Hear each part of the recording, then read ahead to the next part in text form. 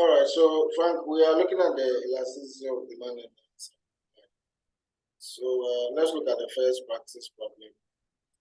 It says that when the price of a good increased by 10%, the quantity demanded of it decreased by 2%. So is the demand for this good elastic, unit elastic, or inelastic? What do you think? It is inelastic. Why is it inelastic? Because the increase in the change in the price and the change in the quantity demanded is less than proportional change in the change in the Not the change. Yeah, we deal with percentages.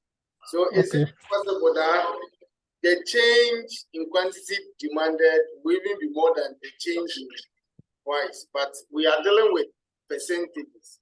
So yes, as you said, it's inelastic because the percentage change in price is greater than the percentage change in the quantity demanded. Is that okay?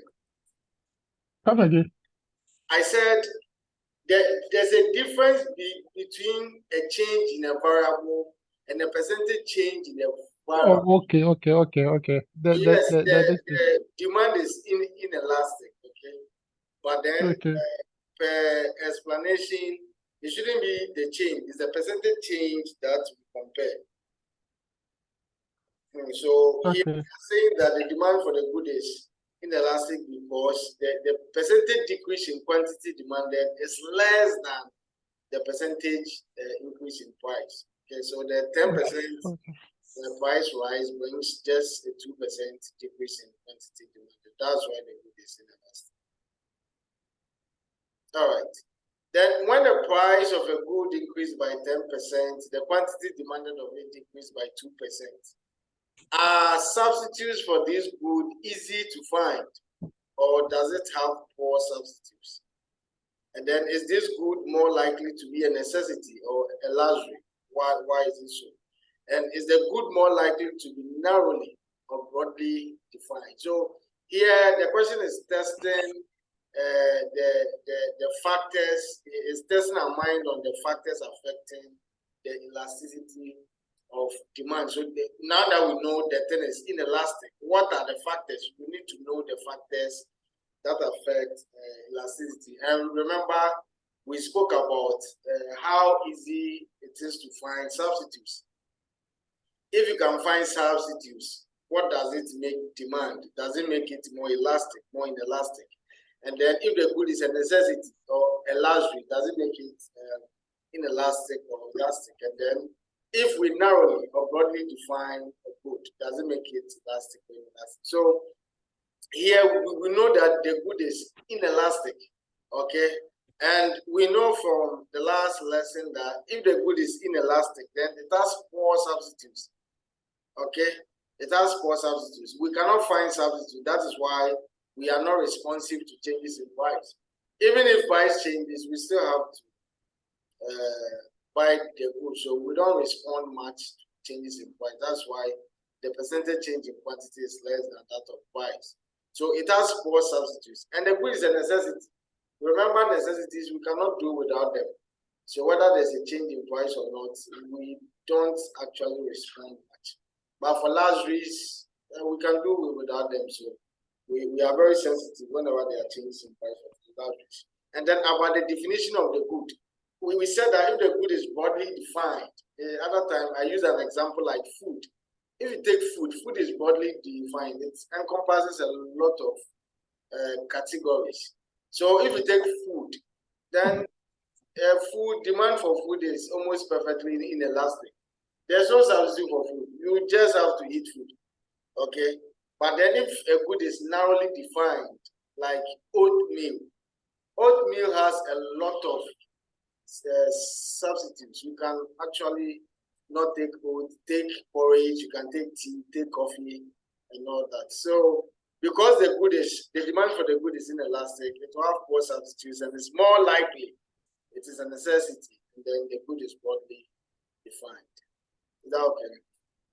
Yeah. Then the same preamble, okay? We have to calculate the price elasticity of demand for this good. Then we have to explain how total revenue from the sale of the good has changed. I mean, after the increase in price by 10%. And then explain which of the following goods this good is most likely to be. Okay, they didn't mention the good in question, so it's just a good, but then based on the elasticity, the measurement of elasticity, I mean, which of these ones is the good most likely to be? So we will look at that. Okay, so first, let's calculate the price elasticity of demand for this good. We know price elasticity of demand is percentage change in quantity demanded divided by percentage change in price, right? So Yeah. this should give us 2, that's a 2% over 10%, which is 0.2. Okay, 0.2. That's why we are saying this inelastic. It's because the elasticity is less than 1. So the good is, the demand for this good is elastic.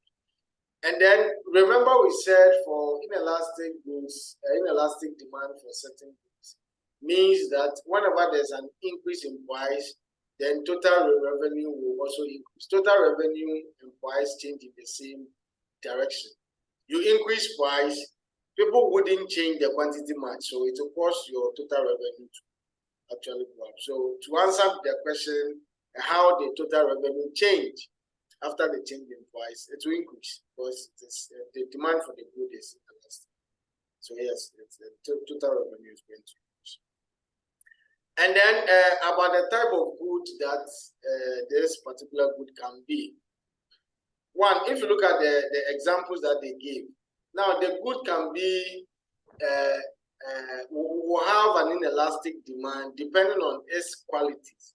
One quality we compare is whether the good is a necessity or is a luxury, whether the good is broadly defined or narrowly defined, whether the good has substitutes or poor substitutes. Okay. So now we've come to understand that the demand for this good is inelastic. So for inelastic demand, they have to be a necessity. Now, looking at the examples they gave, bread is a necessity. So it's possible that this good is a bread. Are we together? Yes. And then when you come to this one too, the toothpaste has poor substitutes. Definitely you have to paste. It's possible you will be using a different toothpaste, but it still falls under toothpaste. So it's possible it's toothpaste. Why? Because it has poor substitutes. And then when you come here to this is broadly defined. When you talk about this, I mean there are a lot of categories inside. But if you go back, you can see there was jeans inside. You see jeans. Jeans is narrowly defined. So I can choose not to wear jeans, but wear khaki. Okay. So it cannot be jeans. So we just use the qualities of an inelastic demand to just know which of the goods this particular good is most likely to be. Okay. So that's how we answer that. All right. Now this is something from the news. Music giant chops price to combat downloads. This was when people almost stopped buying CDs and they started downloading music online. Okay, so this Universal Music, they reduced the price of a CD from $21 to $15. Okay, and by doing that, they were expecting the price cut, this reduction in price, to boost their demand, their quantity demanded by 30%. Okay, people are now downloading online, so they wanted to sell more of their CD, so they just reduced price from 20 to 30. And they're expecting that they should cause a 30% increase in quantity demanded, all things remaining the same. So now the question is that, what was Universal Music's estimate for the price elasticity of demand for CDs? Was demand estimated to be elastic or inelastic? Okay, so first we have to calculate the elasticity, the demand elasticity. Now, we've already been given the percentage change in quantity demanded as 30%. But then for price, we're given the new and the old price. So we have to find the percentage change in price. Okay. So let's do that. Remember, we are using the midpoint. So we find the change, new price, which is 21, minus old price, which is 15, divided by the average, okay, the average of the two. So if you add 21 and 15, we get 36. The average of 36 is 18. So 21 minus 15 over 18 times 100 gives us 33.3%. Okay, so this is going to be the percentage change in price. So now that we have percentage change in price and then percentage change in quantity demanded, we can calculate the elasticity. Okay, we can calculate the elasticity. Remember, the percentage change in quantity demanded was 30%. So we divide it and we are getting 0.9. Okay, we are getting 0.9. So the elasticity coefficient is 0.9. 0.9 is less than 1, so the good is inelastic. The demand for the good is inelastic. Are we together? Yes, we are. So that is it. Now you are told that a 10% increase in the price of a good has led to a 1% increase in the quantity supply of the good after 1 month and 25% increase in the quantity supplied after 1 year.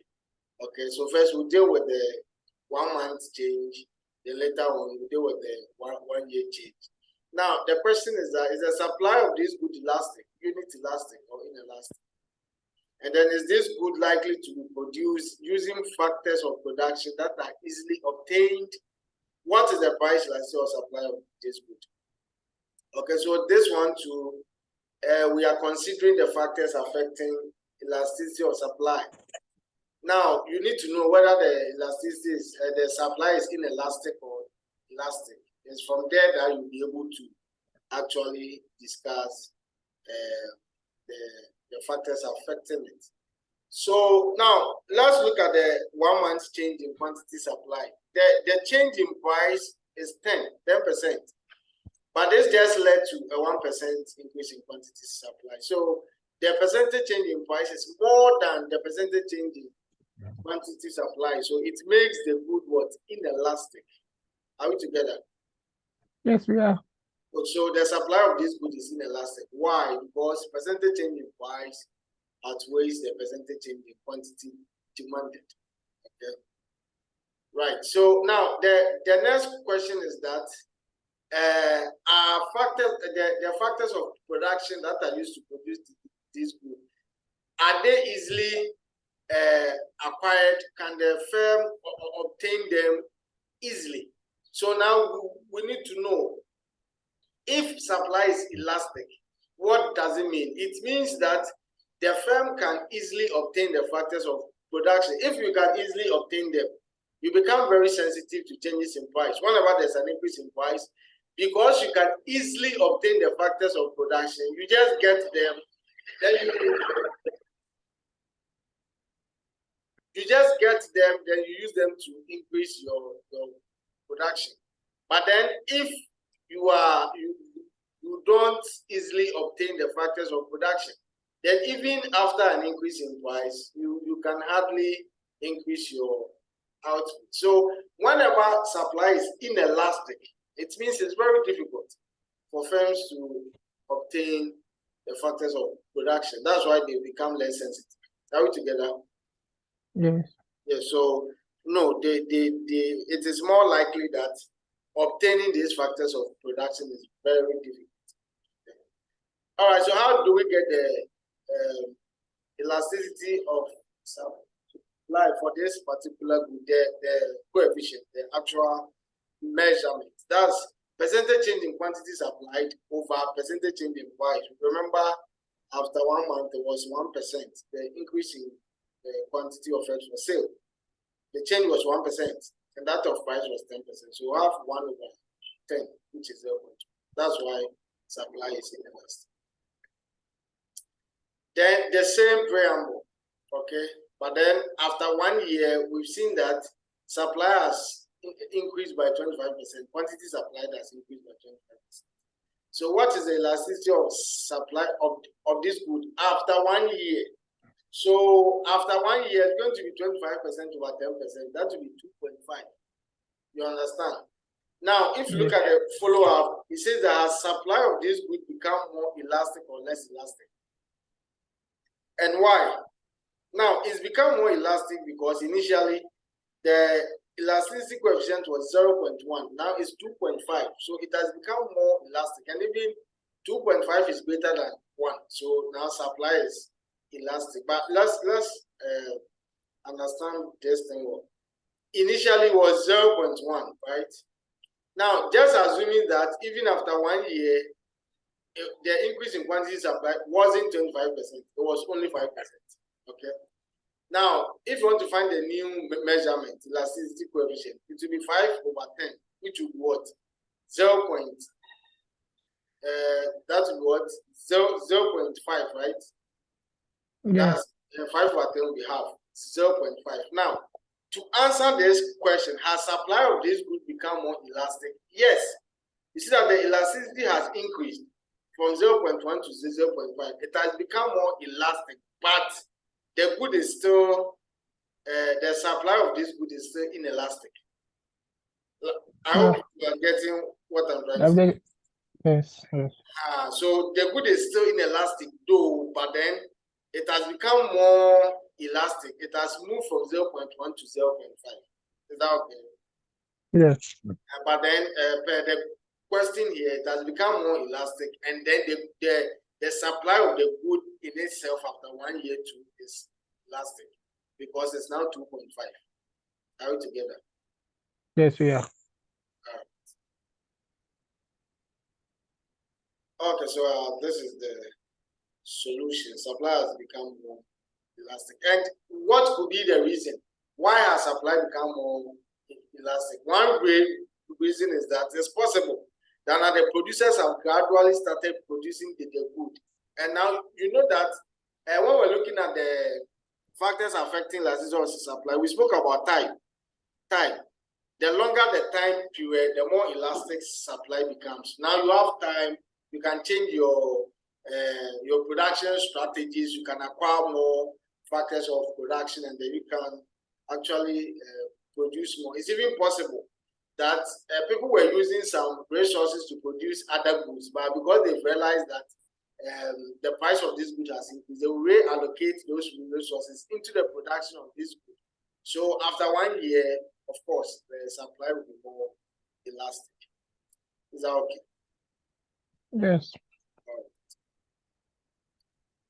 Another thing from the news, weak coal prices hit China's third largest coal miner. The chairman of Yanzhou Coal Mining, Wang Zeng, reported that the financial crisis has decreased the demand for coal, with its sales falling by 11.9%. So decrease in supply is in quantity supplied is what? 11.9% to 7.92 million tons from 8.99 million tons a year. Okay, despite the price falling by 10.6%. So here the change in price, the percentage change in price is 10.6. The percentage change in quantity supplied is 11.9. Okay, we have to calculate the price elasticity of supply of coal at Yanzhou Coal Mining. Is a supply of coal elastic or inelastic? Okay. So even for the second question, is it elastic or inelastic? You just compare the percentage change in quantity supplied to percentage change in price. 11.9 is greater than 10.6, so supply is elastic. Okay, but to calculate it, you divide it. Divide the 11.9 by 10.6, so we are getting 1.2. So yes, supply is elastic because the supply elasticity of supply coefficient is 1.12, which is greater than 1.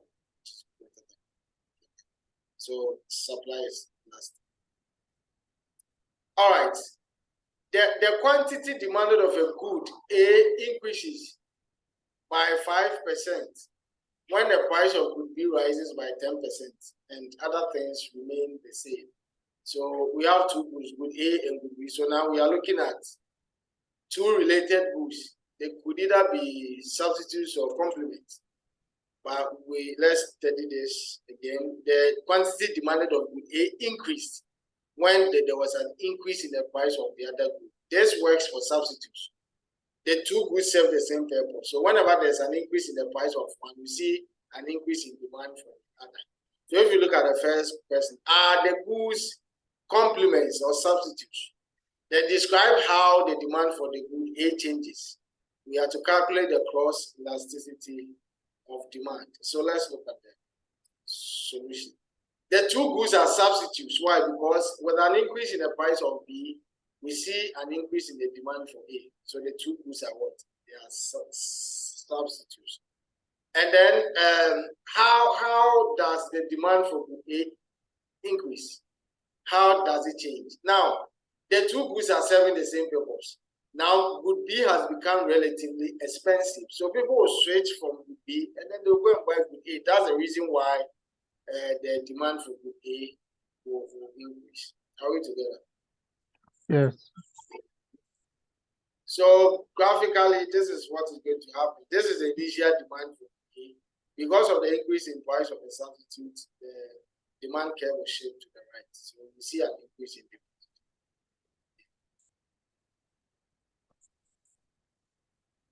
Now, to find cross elasticity is the percentage change in the quantity of good A divided by the percentage change in the price of good B. So 5% over 10%, that would be 0.5. Remember, the coefficient for cross elasticity of substitutes is always positive. See 0.5. So this means that the two groups are substitutes. Now, when income rises by 5%, and other things remain the same, the quantity demanded of good C increases by 1%. So income has increased, demand has increased. It makes the good what? A normal good, right? When income Yes. you buy more, it means that the good is a normal good. So that answers the first question. Describe how the demand for good C changes. It's going to increase. The demand will increase. Now, because the good is a normal good, our income has increased and they will tend to buy more. They have to calculate the income elasticity of demand for this good. So, yes, we've seen that the good is a normal good. An increase in demand. So, demand curve shifts to the right. To calculate income elasticity, we divide the percentage change in quantity demanded of C by the increase in price, the percentage increase in, percentage increase in income. Okay. So, that of the quantity was 1%. That of price was 5%. So 1 divided by 5 will give us 0.2. So you see, it's positive. If it were to be inferior, it would have been negative. Okay, and therefore necessity it would be 0. All right. Now, rising incomes make China the world's largest luxury goods market. Okay, rising income. China is estimated to become the world's largest luxury goods market over the next decade, boosted by rising incomes and a transition from saving to spending culture. So there's increase in their incomes and then they are not saving, they are rather spending. Now the question is that, are luxury goods normal goods or they are just not necessities? You see, for necessities, if there were to be an increase in income, it wouldn't change our demand. But here there's an increase in income, and yet people are buying more. So are we going to take luxuries as normal goods or just necessities? Yes, of course, they are normal goods. What is the relationship between a normal good, the demand for a normal good, and income? Whenever income goes up, we tend to buy more. Okay. So if the Chinese are now buying more luxury goods because their income has increased, then it means that yes, the good is a normal good. So they are buying more luxury goods because now they have more money. So if you have more money and you are buying, then it means that the good is a normal good. Are we together? Yes. So the good is a normal good. That's what buying. All right. So this is where it ends. As usual, I'll send you the link, and then at your convenient time, try to go. But this time, yeah, we have to do better. So you try and go through everything before you take a quiz. Okay. Okay.